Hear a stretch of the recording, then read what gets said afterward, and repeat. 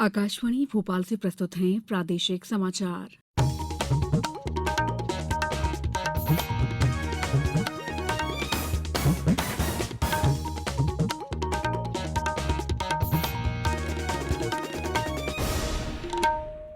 नमस्कार, समाचारों के साथ मैं दीपा सिंह।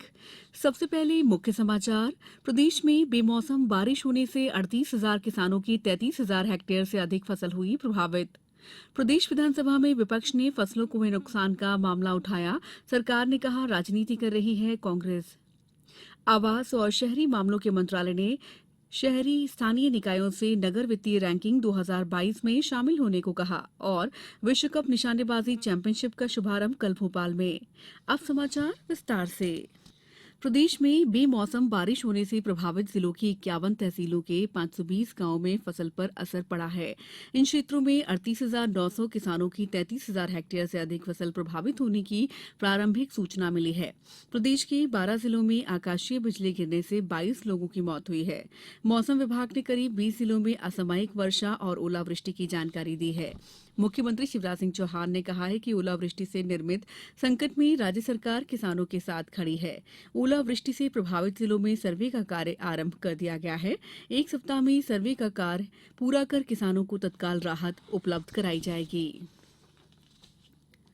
प्रदेश विधानसभा के बजट सत्र के 11वें दिन आज सदन में विपक्ष ने बोर्ड परीक्षाओं के पेपर लीक होने और ओलावृष्टि से फसलों को हुए नुकसान का मामला उठाया। मुख्य विपक्षी पार्टी कांग्रेस ने आरोप लगाया कि प्रदेश में हो रही बारिश और ओलावृष्टि से फसलें खराब हो गई हैं, लेकिन सरकार ने अभी तक सर्वे भी शुरू नहीं किया है। दोनों ही मामले को लेकर कांग्रेस ने सदन से बहिर्गमन किया और प्रदेश सरकार पर किसान विरोधी होने का आरोप लगाया। इस पर संसदीय कार्यमंत्री डॉक्टर नरोत्तम मिश्रा ने कहा कि कांग्रेस किसानों के नाम पर राजनीति कर रही है। इनका कोई नेता किसानों के बीच नहीं पहुंचा है। हमारे नेता मुख्यमंत्री अधिकारियों के साथ बैठक करके स्थिति का जायजा ले रहे हैं और सर्वे कराने के निर्देश दिए जा चुके हैं। वित्त मंत्री निर्मला सीतारमण ने कहा है कि ऑटोमेटेड टेलर मशीन एटीएम में 2,000 रुपए के नोट भरने या न भरने को लेकर बैंकों को कोई निर्देश नहीं दिए गए हैं। आज लोकसभा में उन्होंने कहा कि आरबीआई की वार्षिक रिपोर्ट के अनुसार 2019-20 से 2,000 रुपए मूल्य वर्ग के बैंक नोटों की आपूर्ति के लिए मांग पत्र नहीं रखा गया है। एक अन्य प्रश्न के उत्तर में उन्होंने कहा कि भारतीय रिजर्व बैंक आरबीआई की वार्षिक रिपोर्ट के अनुसार मार्च 2017 के अंत तक 500 रुपए और 2,000 रुपए मूल्य वर्ग के 9,512,000 करोड़ रुपए मूल्य के और मार्च 2022 के अंत में 27,57,000 करोड़ रुपए मूल्य के नोट प्रचलन में थे। मुख्यमंत्री शिवराज सिंह चौहान ने कहा है कि आने वाली पीढ़ी रानी अवंतीबाई, राजा शंकर शाह, रघुनाथ शाह और जनजातीय जन नायकों को याद रखे। इसके लिए पाठ्यक्रमों में भी इनकी वीर गाथाएं शामिल की जाएंगी। साथ ही वीरांगना रानी के प्रतिमा स्थल मनकेड़ी में उनका भव्य स्मारक और पार्क बनाया जाएगा। स्मारक में रानी अवंतीबाई की वीर गाथाएं भी उकेरी जाएंगी। मुख्यमंत्री आज जबलपुर जिले के बरगी के मनकेड़ी में वीरांगना रानी अवंतीबाई के बलिदान दिवस कार्यक्रम में शामिल हुए। मुख्यमंत्री ने कहा कि रानी अवंतीबाई सागर परियोजना में ज्यादा से ज्यादा गांव तक सिंचाई के लिए पानी पहुंचाने का हर संभव प्रयास किया जाएगा। इसके लिए प्रोजेक्ट बनाकर तत्काल सर्वे के निर्देश जारी किए जाएंगे। समाचारों में वक्त है ब्रेक का। ये समाचार आप आकाशवाणी भोपाल से सुन रहे हैं। हमारे समाचारों को अब आप कभी भी और कहीं भी अपनी सुविधा के अनुसार सुन सकते हैं। ये समाचार बुलेटिन YouTube, ट्विटर और फेसबुक पर AIR न्यूज भोपाल पेज पर भी सुने जा सकते हैं। इसके अलावा आप हमारी वेबसाइट newsonair.nic.in पर अथवा AIR न्यूज ऐप पर भी समाचार सुन सकते हैं। ब्रेक के बाद समाचारों में आपका एक बार फिर स्वागत है। आवास और शहरी मामलों के मंत्रालय ने शहरी स्थानीय निकायों से कहा है कि वे नगर वित्तीय रैंकिंग 2022 में शामिल हों। देश में इस प्रकार की पहली शुरुआत है। इसका देश में स्थानीय निकायों की वर्तमान वित्तीय स्थिति और इसके उचित इस्तेमाल के बारे में जानकारी उपलब्ध कराना और उनके कार्यानुसार उन्हें पुरस्कृत करना है। सिटी फाइनेंस रैंकिंग 2022 का पोर्टल www.cityfinance.in आज से शुरू हो गया है। मंत्रालय ने कहा है कि अब देश के शहरी स्थानीय निकाय अब 100% डिजिटल माध्यम से इस रैंकिंग में भाग ले सकते हैं। इसमें भाग लेने की अंतिम तिथि इस साल 31 मई तक है। बीते दिनों चंबल नदी पैदल पार करते समय 7 लोग नदी में डूब गए थे। अब तक 6 के शव एनडीआरएफ और एसडीआरएफ के दल ने खोज निकाले हैं। अब सिर्फ 12 वर्षीय बालक लापता है, जिसकी तलाश एनडीआरएफ और एसडीआरएफ का दल कर रहा है।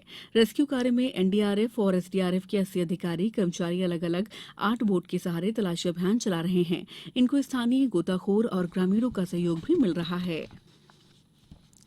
सरकार ने कहा है कि इस साल 14 मार्च तक असंगठित क्षेत्र के 28 करोड़ 66 लाख से अधिक श्रमिकों ने ई श्रम पोर्टल का पंजीकरण करवाया है।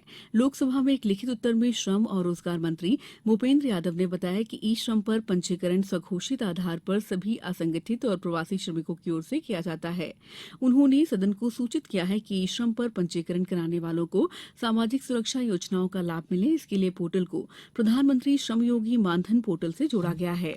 असंगठित और प्रवासी श्रमिकों का व्यापक राष्ट्रीय डेटा बेस तैयार करने के लिए श्रम और रोजगार मंत्रालय ने 26 अगस्त 2021 को ई श्रम पोर्टल शुरू किया था। पिस्टल और राइफल विश्व कप में 22 मार्च से शुरू होने वाली पदकों की लड़ाई से पहले अंतर्राष्ट्रीय टीमों ने आज मध्यप्रदेश राज्य निशानेबाजी अकादमी में अभ्यास किया। प्रतियोगिता का शुभारंभ कल मुख्यमंत्री शिवराज सिंह चौहान करेंगे। खेल मंत्री यशोधराराजे सिंधिया ने एक ट्वीट में कहा है कि ये हम सभी के लिए गर्व का क्षण है, क्योंकि भोपाल में एमपी शूटिंग अकादमी ने आखिरकार दुनिया के अग्रणी शूटिंग कॉम्प्लेक्स में से एक होने का लक्ष्य हासिल कर लिया है। आईएसएसएफ विश्व कप के उद्घाटन समारोह में भाग लेने के लिए आईएसएसएफ के अध्यक्ष लुसियानो रॉसी और उनकी पत्नी सुश्री लॉरा रॉसी भी आज भोपाल पहुंच गए हैं। अब कुछ समाचार संक्षेप में। नीमच में मुख्यमंत्री शिवराज सिंह चौहान 24 मार्च को नवीन मेडिकल कॉलेज भवन का भूमि पूजन और शिलान्यास करेंगे। प्रदेश में हज यात्रा के लिए आज तक 10,565 आवेदन पत्र प्राप्त हुए हैं। पन्ना जिले में किसानों की फसलों को हुई क्षति के आकलन के लिए आज कलेक्टर सहित कई विभागों के अधिकारियों ने प्रभावित गांवों में पहुंचकर फसल क्षति का जायजा लिया। हरदा जिले में मतदाता सूची के अद्यतन और शुद्धिकरण के लिए बीएलओ और सुपरवाइजर स्तर पर मतदाता सूची सशक्तिकरण शिविर आयोजित किए जाएंगे। मंडला में लगातार तीसरे दिन मौसम बदला और जिला मुख्यालय सहित ग्रामीण अंचलों में बारिश हुई। अशोकनगर में कलेक्टर आर उमा महेश्वरी द्वारा सभी जिला अधिकारियों को मीजल्स रूबेला भारत की शपथ दिलाई गई। खरगोन में कलेक्टर ने मक्का, गेहूं और चना की फसलों का अवलोकन कर ग्रामीणों से नुकसान की जानकारी ली। शहडोल के पंडित एसएन शुक्ल विश्वविद्यालय में आर्थिक सर्वेक्षण और बजट 2023-24 पर संभाग स्तरीय जनसंवाद कार्यक्रम का आयोजन किया गया। सीहोर में पंजाबी साहित्य अकादमी द्वारा नारी शक्ति की गौरवशाली परंपरा पर केंद्रित व्याख्यान और महिला द्वारा कीर्तन गायन का आयोजन किया गया। खंडवा के ओमकारेश्वर में भूतड़ी अमावस्या पर्व पर कल 1 लाख से अधिक श्रद्धालु नर्मदा नदी में स्नान करेंगे। आज से ही बड़ी संख्या में श्रद्धालुओं का आना शुरू हो गया है।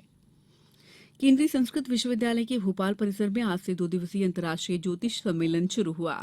इस बुलेटिन में इतना ही। दीजिए इजाजत। नमस्कार।